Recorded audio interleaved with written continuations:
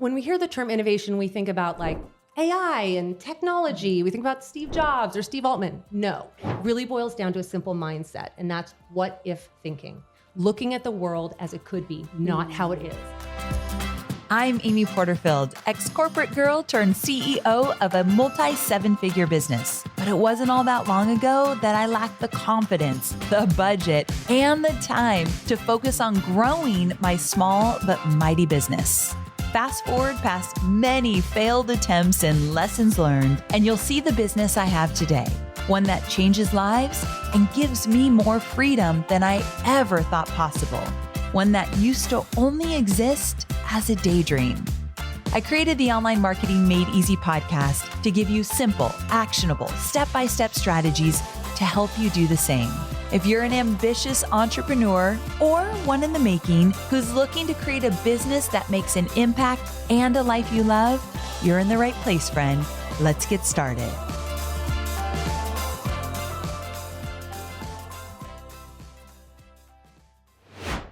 Well, hey there. Welcome back to Online Marketing Made Easy. I have a special episode for you today. So if you've been following my podcast for a while, you know that I did a special collaboration with my dear friend Jasmine Star. We went into a Nashville studio. She set up the studio, got everything ready, and all I had to do was find some amazing people for us to interview. And then we tag teamed the interview together, and they came out so good. So here's the thing. Today's episode is with Candace Nelson. Now, you might know that name because she was the creator of the Sprinkles Cupcake. But she has done so much more. Before that, after that, she has a fascinating story. She was on Shark Tank as a judge. I mean, come on. That was probably the most favorite part of the interview when she told us about behind the scenes of being a judge on Shark Tank. But here's the thing. She's also a really cool woman. Like when I hung out with her, I thought, I want to be like her best friend. Like she's a girl's girl. She's really fun. We had a Diet Coke together and then said we shouldn't tell anybody because everyone's against Diet Coke. So we both like a Diet Coke once in a while. Don't judge us. But it was just fun. We had a good time together. So that's the interview you're going to hear today. And again, is Jasmine and I interviewing Candace. You're going to fall in love with this woman. So enjoy. Welcome to the Jasmine Star Show, where we talk about life, business, mindset, and today, a lot of sweet success. I could not be more excited to reintroduce my guest co-host, Amy Porterfield. Hello. Hey, we're back. Here's the thing. Amy has curated some of the most incredible people with inspiring stories, but you know, friend, family of this podcast, we'd like to take action. And I couldn't think of somebody more hell-bent on action than the one and only Candace Nelson. Amy, can you tell us how your orbits intersected? Why is she here? What are the things we're going to talk about? So what you all don't know is that behind the scenes, after each episode we film, Jasmine and I run into the bathroom and change our clothes. And so we ran into the bathroom and we were each in different stalls. And she said, so how do you know Candace? And I said, oh, I don't. She's like, what? So she was surprised, but we've never met in person. However, I'm a huge fan of everything that you've done in your success of your business, but also I love following you online. What you do great is I feel like we're girlfriends. And then the minute we saw each other, didn't it feel like we knew each other? But I think it's because I thought I knew you already. So you do a beautiful job of connecting with people online, especially women entrepreneurs. And I'm a fan of so much of what you share about what it takes to build a business. And you've built some incredible businesses, and we're going to talk about that today. So that's how this came about. I'm so happy you're here. And so I just kind of want to give everybody like an overview. If you are at all familiar with what her brand does and who she is, we can get the big stuff out of the way. If you and I are on a elevator ride, 4 floors down, and you're just going to give me the highlights. Because here's the thing, you spend 5 minutes on YouTube or any podcast listening, you're going to find so many amazing chronological stories of her success. I would rather spend time talking about the business of business because Candace is an operator, capital O. So what is the pitch of this is what I've done, this is what brought me here? Well, I'm probably best known for founding Sprinkles Cupcakes, but I now run and am scaling a pizza concept called Pizzana. So I like to say I'm a walking kid's birthday party. I've got all the good stuff. But I consider myself an entrepreneurial thought leader. I have a newsletter that goes out every couple of weeks called Sweet Success. I've written a book for aspiring entrepreneurs. And I'm also a guest shark on this season's Shark Tank. Okay, that is baller right there. The Shark Tank part, like I can't even imagine if I were to say that. So that is cool. We're going to get into that. Okay, for great. Sure. We absolutely will be getting into that, but somebody's listening, and the reason why we have the show is to first impart value, and then we can get into like the practicality and origin stories as it relates to who's listening. And so there's a person who's listening, and they're seeing what you're doing, and from the outside, it looks and is really incredible. Congratulations on being, the 1% of the 1%. It empowers us to show up in bigger ways and believe that the same type of success is available for people like us, women, mothers, independent thought leaders. So when we get to that point, we were just talking right before we pressed record, and we were talking about this really beautiful, amazing opportunity that you find yourself now in. You started Sprinkles. It's so successful. You sell Sprinkles. And then what? Well, I mean, I say life is really one big series of pivots, but I didn't realize that at the time. I thought because I was so identified with my company, Sprinkles, and I was known as the cupcake lady, that was my thing. That was my identity. And so when I ultimately sold majority stake to private equity and walked away from the day-to-day operations, I wasn't prepared for how unmoored I was going to feel. I just felt so lost. And I actually wrote an article in Inc. magazine last month about how my personal brand just encountered, we were at this crossroads because I had amassed this community, this audience of people who loved me for the baking and for the cupcakes and for watching me on Sugar Rush. But I had evolved as a person and as a business person. And I wanted to talk about entrepreneurship. I wanted to talk about, going after your dreams. And people weren't quite ready for that yet. Can we pause here? Yes. Because there's an element in the story. She's like, people are familiar with seeing me as a judge on Sugar Rush. And I'm like, yes. Can we also back up and talk about how you were featured on the Oprah show? Oh, yes. And your face was a part of that. So when we talk about, and the only reason I'm saying, well, number one, it's a cool story. Super swag. Oprah. Super swag. Just her. Super swag. No big deal. So I'm going to bring the audience up to speed. You open a store in Beverly Hills. Yes. There's a line around the block. And so this is during the we don't do carbs, and yet we do carbs and butter and sugar. And we do them well. We do them well. So you have this line, and then crazy busy holiday season. January comes along and you're just like, oh, finally, a moment of reprieve. And then you get a call from Harpo Studios in Chicago. And they're like, can you get us however many hundreds of cupcakes for the studio audience? Because Oprah wants to talk about Sprinkles. Oh, yeah. So you get on the plane. Well, first and she then faints. what? And she First I fainted. First I had to. And listen, this had been 8 months. Everyone had said a cupcakes only bakery would never work. And so we opened our doors and it was just like mayhem. It was pandemonium from day one.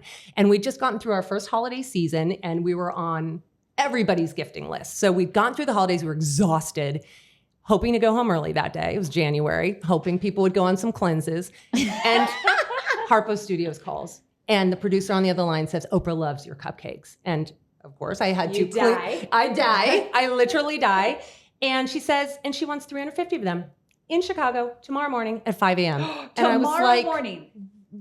Yes. I have my mind is screaming no, but I'm saying yes because you don't say no to Oprah. No, you don't. So we fire up the ovens, bake off these cupcakes, pile them this high, and we're going through security. We're like the nightmare family of 10 going through the X-ray line and the security TSA and just putting every box of cupcakes through that X-ray machine. But all we had to say was we're going to Oprah.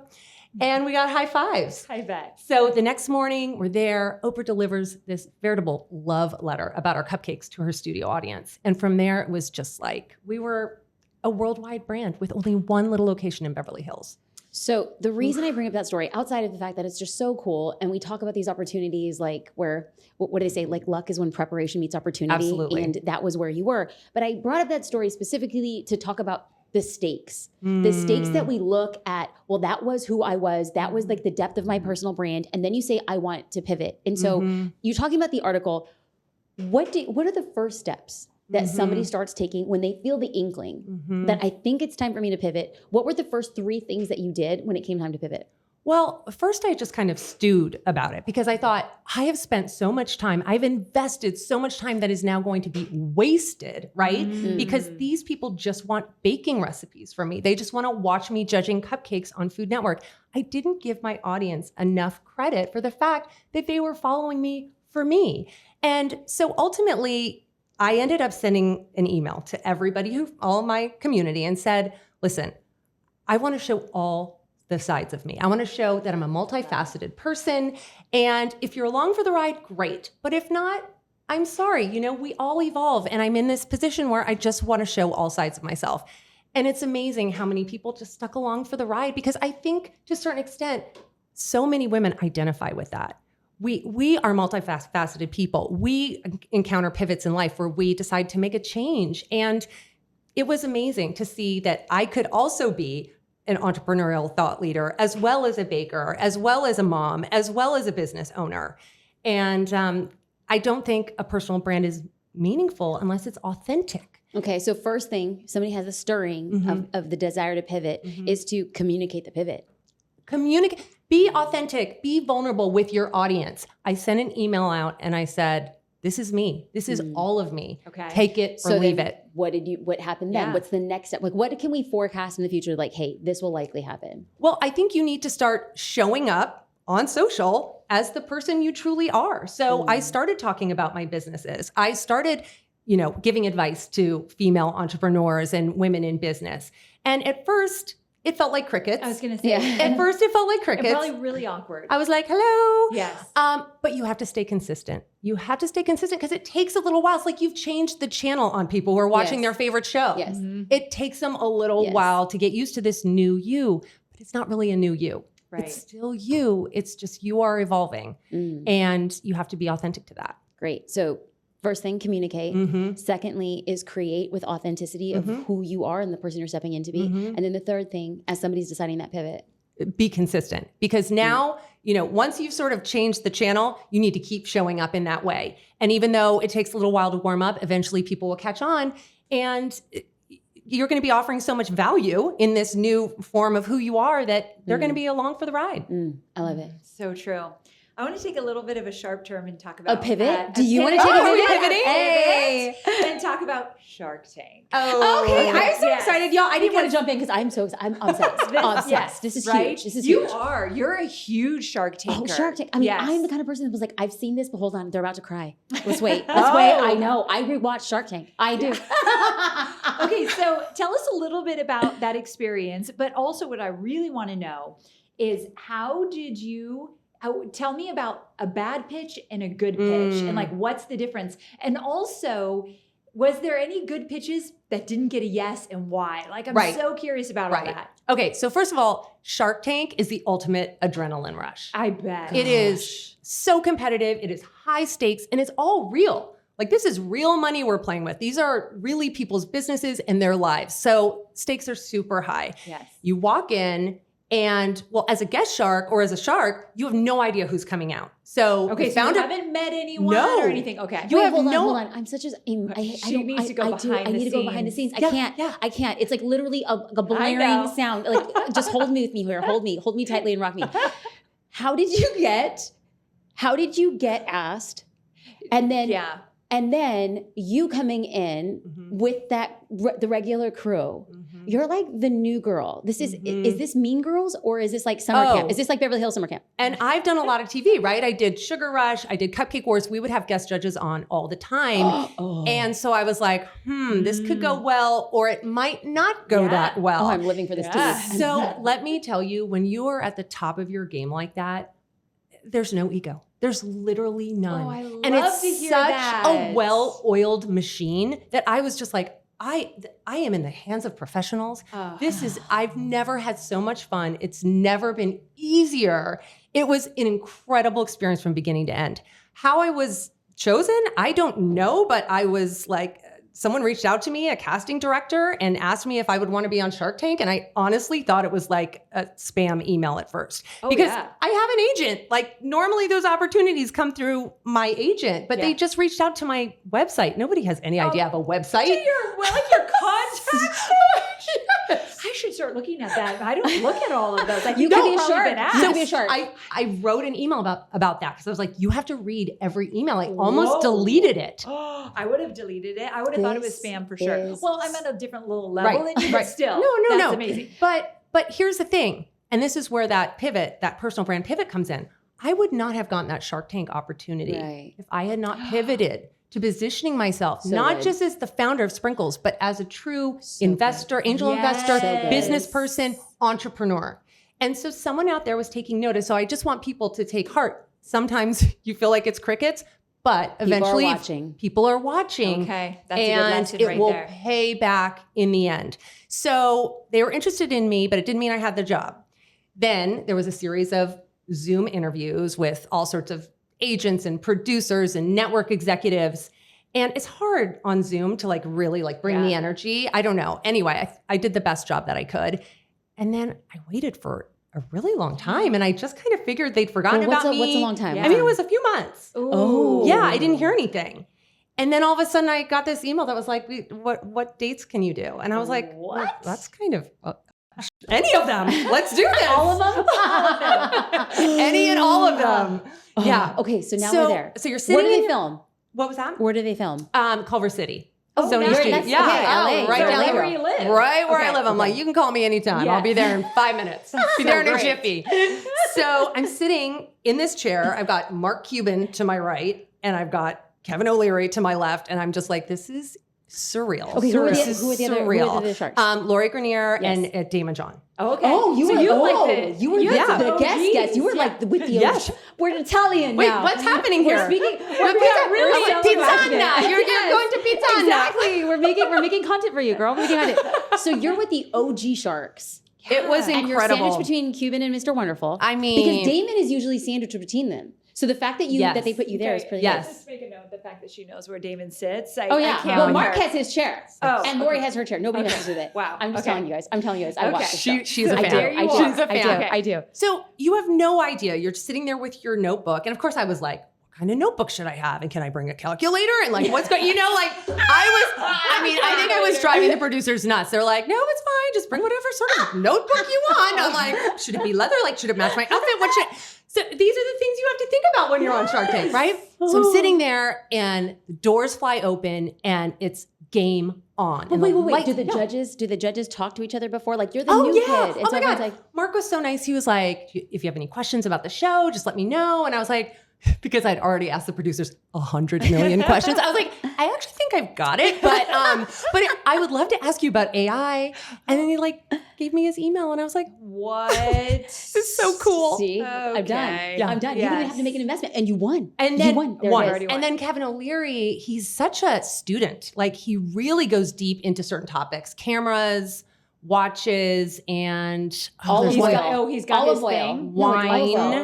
Don't you give me those eyes like I'm creepy. I don't know enough. She's a Shark Tank stalker. Do I need to be worried? Are you surprised you're here now? This is all orchestrated behind the scenes by Jasmine. It's all checking out. Oh God. Okay. Let's fast forward. I literally I'm a brown girl. I didn't think I'm turning pink. What is going on with me?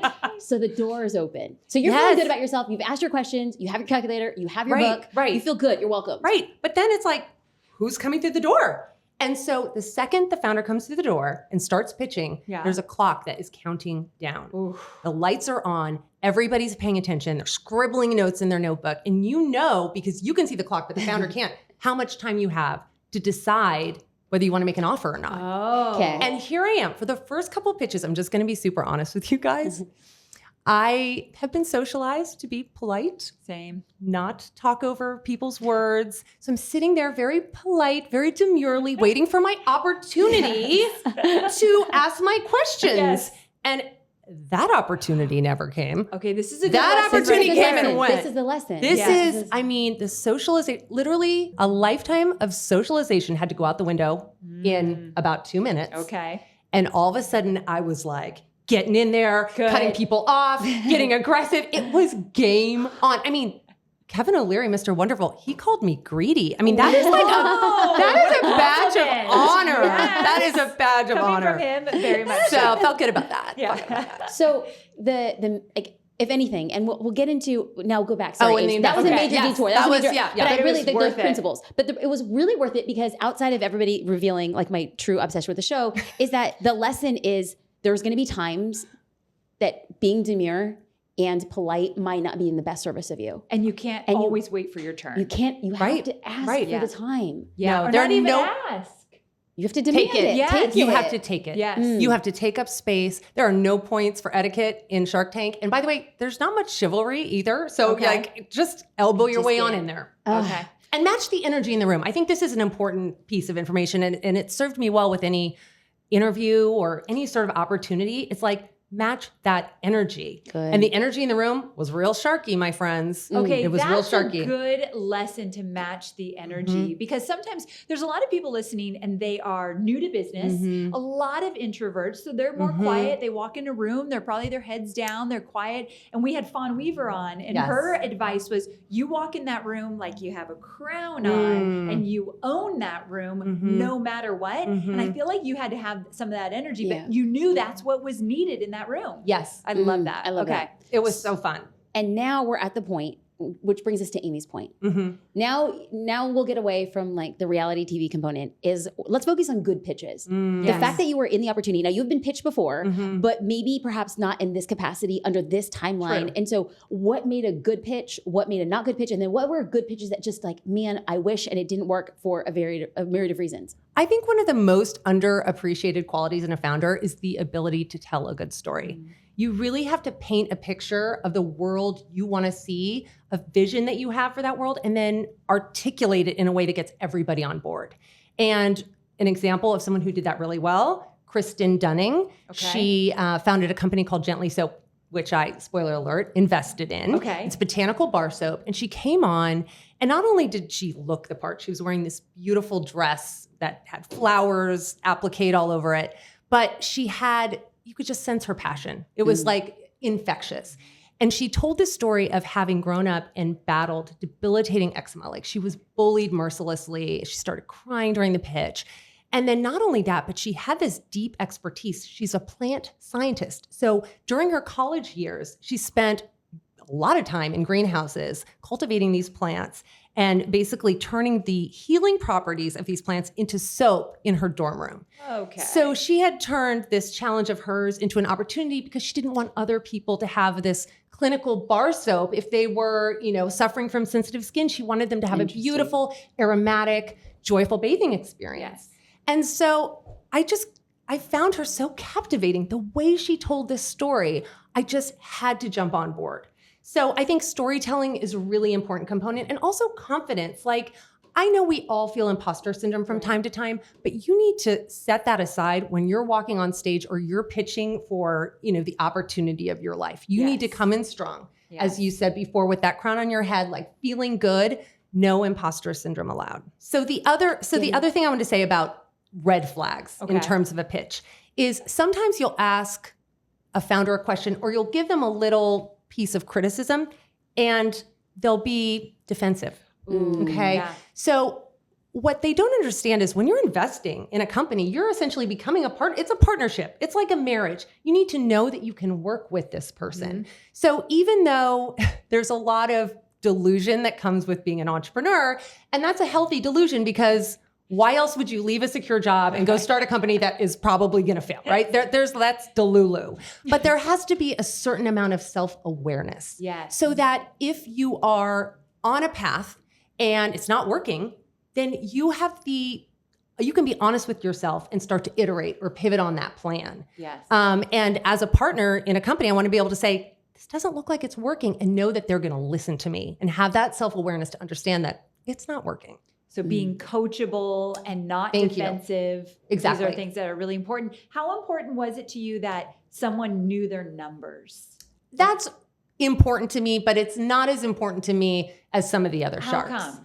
Well, because I think some people just know their numbers and other people don't, it doesn't necessarily mean you're not keeping an eye on your numbers. It doesn't necessarily mean you don't have someone really good focused on those numbers. True. You need to have obviously an understanding, but like Right. sometimes we get really detailed in the tank, and it's just a high pressure scenario. Like I would never, ding someone for not knowing every single number. I love that. And so were there other people who wanted to invest in the same company that you did?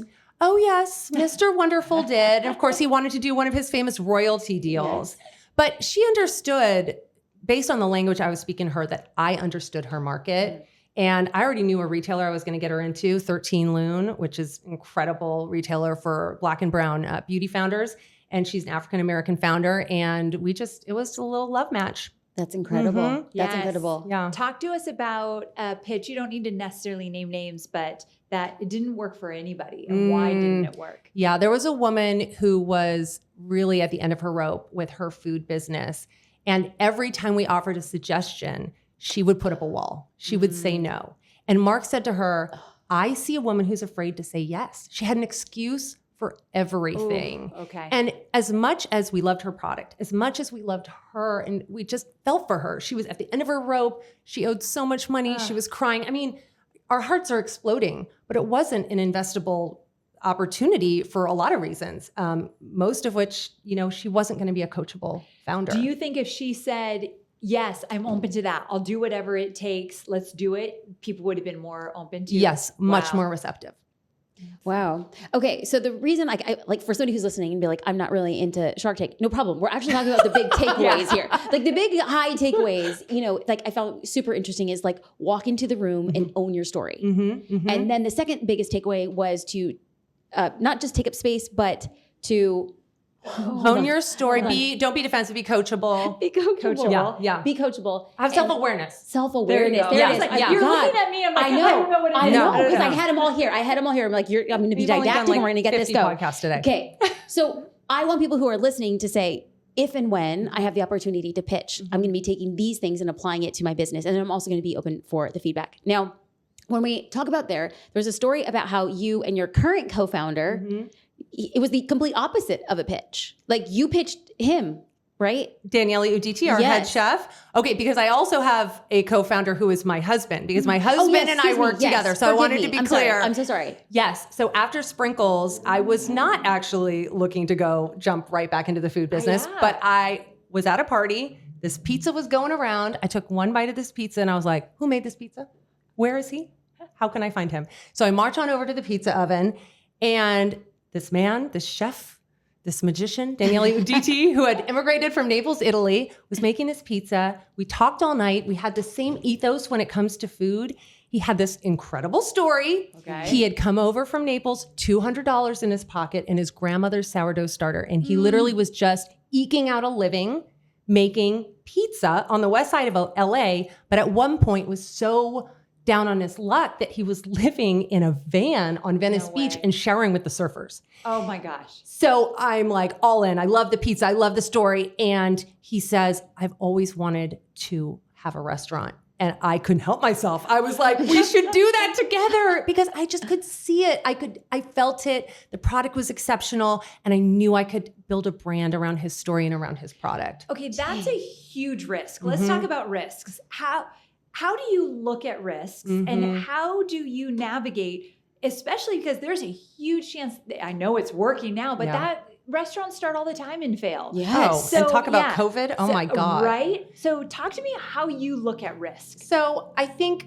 entrepreneurship gets a bad rap because Yes. everybody thinks it's so risky, and it certainly encompasses risk, but it's not like take a flying leap off a cliff risk. It's measured risk. Yes. So when you think about when I came up with this crazy idea to start Sprinkles, what did I do first? I didn't go all in and like do a build out and sign a lease. I started in my little West Hollywood kitchen baking those cupcakes with my KitchenAid mixer, which had been a wedding gift, right?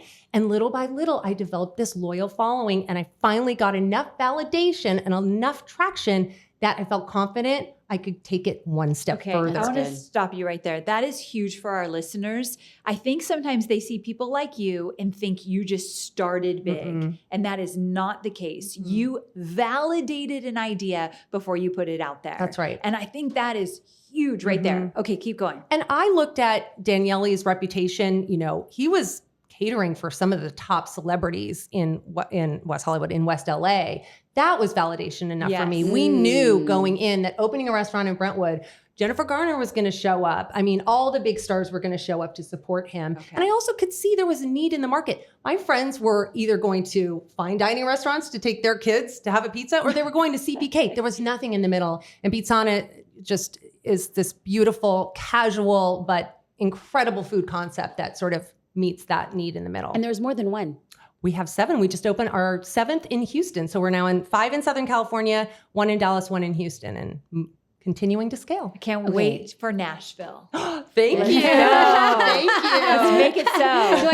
Do I hear you're an investor? Yes. Is that what you're going to do? You're going to do the build out? I'm sure Hobie's going to be like, thank Basically, you. anything Candace is doing, I'll invest in. Yeah, So, basically. yes, right? So I want to tap around this idea that I had heard a conversation that you had around the takeout component of the pizza. Mm. And I felt like, I don't know why, I think it was just like a passing thing, but to me it was so profound. And so I'm going to talk about why I think it's profound, and then if you could share the story. Sure. It was profound because you made it hard. And people were still about it because you defended the quality of it. Mhm. So that's the end point, y'all. The end point is you made it hard to defend the quality. Can we talk about that story? Okay, I think I know the story you're referring to. Was it the fact that we would not do takeout or delivery for like the first 6 months we were And open? then once you decided, what were the parameters? So we are such a detail freaky people. The way we reinvented the cupcake, the way we think about every single detail of our products, including pizza. Neapolitan pizza is not really known for being great for takeout because it's so thin. You want it right out of the wood burning oven. So we went so far as to say, maybe we need to develop our own pizza box. Okay, that's going to take years. The people are waiting right now for their to-go pizza. What we came up with was this heat and slice method, which basically means it's an option. You can get your pizza cut and ready to eat, or you can get it where we don't cut it. We leave the fresh ingredients on the side, and when you get it home, you can fire it up in your oven, slice it up, throw the fresh ingredients on, and it's really been such a differentiator for us. That is not, that's going against the grain Dude. right there, right? Okay, so that's our theme of this podcast, going against the grain. I've never heard of anyone doing this. Isn't it the craziest thing? Crazy. And I guess my question for those listening, because I want to keep applying it back to our online marketers, our coaches, our course creators. They're like, we're not making pizza. But what she just did was something different. And we've heard that through the theme of a lot of the podcasts we've done. But how do you get the courage to do something different when a lot of people are taught, find out what's working and do that? Right. How do you do that? So this is really important to me. I talk a lot about this. I really consider myself an innovator more than anything else. And when we hear the term innovation, we think about like AI and technology. We think about Steve Jobs or Steve Altman. No. Anyone can be an innovator. It really boils down to a simple mindset, and that's what if thinking. Looking at the world as it could be, not how it is. Asking questions, challenging the status quo. I looked at cupcakes back in 2003 and I said, what if a cupcake could be different? What if it could be aspirational and branded? I looked at Neapolitan pizza and I thought, what if it could be great takeout? Let's find a way and really dig in. So it's about developing that muscle, and anyone can be an innovator. I love that. Developing the muscle. Mhm. That's a big, because I don't think I do enough of that. I do a lot of, I actually am embarrassed to say, I teach, find out what's working and double down on that. And that works. It's worked for me very well. However, if I want a 10X, if I want to get to the next place, if I want impossible goals, just like what you said, I'm going to have to look at things a whole lot different. And I feel like that's been your whole career. Well, the market is constantly moving. There's always more competition. So innovation is the key to staying relevant and the key to staying ahead of the competition. And that's how I came up with the cupcake ATM. I mean, when you think about Sprinkles, we were pioneering, but within a couple years, there were cupcake shops popping up everywhere. And we were just one in a crowded pack. So with the cupcake ATM, it was late one night. I was pregnant with my second child. There were no cupcakes in the house. And I was like, I need a cupcake. I got a pregnancy craving. And instead of just going to bed and getting one the next day, my husband and I started brainstorming. You guys asked what if? What if you could get a cupcake anytime, day or night? And then we started imagining this ATM, but instead of cash coming out, it would be delicious cupcakes, and started on that idea the next day. Okay, so this is the synergy that I see. Maybe, and correct me, because this is both of your businesses. What Amy's advice is, find out what's working and double down. And that is absolutely what's happening with Sprinkles as you expanded. And what Candace is saying is yes, and it's asking the what if. And so I think both of them can and should exist if what your plan is to 10x, or your plan is to 10x, or build an impossible goal. And so I just wanted to point those out and then like create those synergies, specifically when we're talking about going against the grain. So right now, the Candace we speak to is really focused on still being an operator. And that's something you take great pride in. But what's like your mission? Like, what if you were to sit down right now and think back to how many iterations that you've had in your career? Where are you at? What do you want? Who do you want to serve? I really want to help women to dream big and go after their dreams. I think so many women suffer from imposter syndrome. Maybe particularly my generation, they've been socialized to raise a family, and now they're empty nesters and they're like, I have so much energy to give. What am I going to do? But they don't necessarily have the confidence to match that energy. And so I really want to help those women with mindset, and also aspiring entrepreneurs with the tools to really go after their dreams, take action, and make it happen. Okay, so let's tap there. We're going to start winding it down. Before we do, a big aim of our show was to give people action to take. We don't want people listening to another podcast and getting the same dopamine hit around inaction as they do action. So somebody's listening and they feel the desire and they hear you talk and they're like, one day I would like to identify as an entrepreneur. And they feel imposter syndrome, the unknowing, anything that's going to stop their way. What are the 3 things that you tell them to start doing today? Okay. Well, number 1, you need to step outside your comfort zone, right? Being an entrepreneur is so much about being comfortable in uncomfortable and ambiguous settings, right? Yes. Every day. I mean, entrepreneurs, none of us know what we're doing. We're getting up and we're figuring it out every day. We're just problem solving on the fly. So the more you can exercise that muscle, again, using that term, the more prepared you will be to take on entrepreneurship. Then start before you're ready. Waiting for the perfect moment is such a myth. So true. You know, if I had waited for people to get on board with the Sprinkles idea, it never would have happened. And actually, in the early days when people came into the store for the first time, a few of them said, this was my idea. And basically what they were highlighting was, we'd all had the same idea, but I was the one who took action. So ideas, people are too precious with them. They're a dime a dozen. It's all in the action you take. Yes. And then build your network. I mean, community and support is fundamental to success. Men have known this since the dawn of time. They have lots of networks and places to talk about business and support one another. Women less so. So I really encourage women to go into rooms of other women and ask them what they're working on. Ask them for help or advice, share a resource, really start talking about business just the way men do. We need to take a page out of their playbook. Okay, this is big for Jasmine and I, and I've talked about this on my podcast. I've been in business situations with women where they don't want to talk about business. It was the weirdest thing in the world. And then... Wait. It wasn't the weirdest thing in the world that women didn't want to talk about business. It was weird in that we got together with a group of women under the auspice of us talking about we're all business women. Yeah. And so that's why I don't want people to think that. Okay. Soccer games. So what's your ROI? Right. I mean, just Well, I want to talk about business every minute of me my too, life. but And I like details. I want numbers. Same. I want to talk about how much are you making? How are you making that money? What are you invested in? What are all of it? So I do think there is something about making sure women know and giving women permission to talk about it all, the good, bad, and ugly, and don't hold back, because when you and I talk about it, then it gives permission to other women to talk about it as well. I'm really big on that topic. So I love that you brought that up.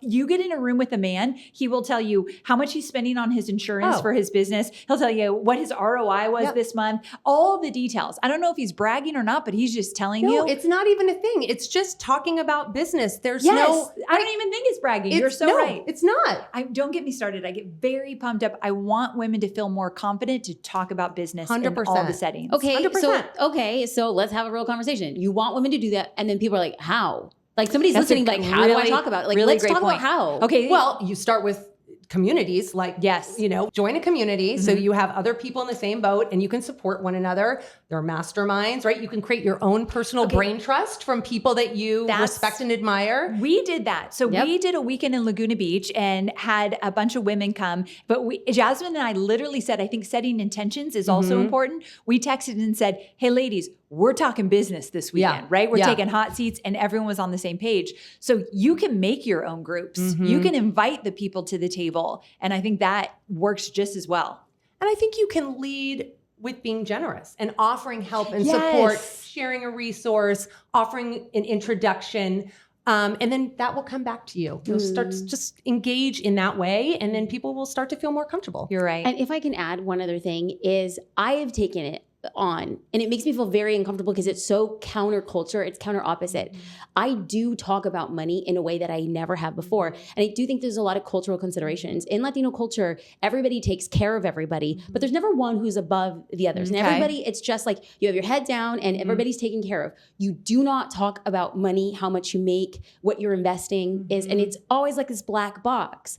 And so coming into this world, specifically, I would say in the business world, I'm largely surrounded by Caucasian men and women. And the way that they talk about money was something I had never experienced. I like for 2 years sat slack-jawed thinking, this is normal? Like this is okay? That appropriate? Like is it appropriate? It's your socialization. And so now I'm like, you know what? On whatever platform, I will be open. I will be talking about investment to show what it looks like as a brown woman to be talking about these things so that it normalizes, so that when small groups of people get together and say like, hey, this is normal, yo, like there's nothing to be ashamed of or embarrassed of or hold yourself in or hold yourself down. Jasmine, I love that you brought up different cultures and how it is different and how sometimes you have to break those cycles. That's an important message right there. Yeah, that's good. But yeah, I think normalizing walking into a room and talking about business for women. Yeah. It's really important. Period. And so you're doing that, and you do that by way of your social content. You do that by way of your newsletter, and you're doing that and I had asked you, I mean, I'm going to share. I hope you don't mind. We can edit it out. When we sat down, I said, Candace, how is this a win for Candace? Like you coming. Now, for those people who are not familiar, Candace flew from Los Angeles this morning, came in, did this podcast, is going to fly back so that she's home with her family tonight. So number one, I tip my hat. I love that. And I'm like, by not doing every that, day I get an invite from you, ladies. Yes. And so I asked, how is this a win for you? And she's like, right now she's in her, I'm building my personal brand and I'm helping other women era. There's not like a specific aspect other than like, let's do this together. Let's allow Candace to live out loud and live in her mission. And so for people who want to follow in on that journey, where do they go? How do they find you? How do they dig deep? They go to @Candace Nelson on Instagram and TikTok. I'm also very active on LinkedIn. And I have a Substack newsletter called Sweet Success. I'm mentoring. I am, hopefully inspiring people out there. I'm advising, and I'm also doing some angel investing, which, you saw very publicly on Shark Tank. Yes. And so here's the thing. The biggest takeaway is when you walk into a room, take up space. When you walk into a room, share your story. And when you walk into a room, compel around a bigger vision beyond than what is just standing in front of you. Candace, thank you so much. Yes. Thank you. Amy Porterfield. This has been wonderful. It is Thank just life-giving. And I know that we get to create conversations for people who traditionally don't get access to these conversations. And then we get to inspire people to go and do the same. Y'all, Candace Nelson, please be sure to tag her on social stories and let her know that her story has impacted yours. But the greatest way that you express appreciation is by taking action. So get started today. Amy Porterfield @Amy Porterfield. Shout us all out. Thank you 1,000 times over for watching and listening to The Jasmine Star Show.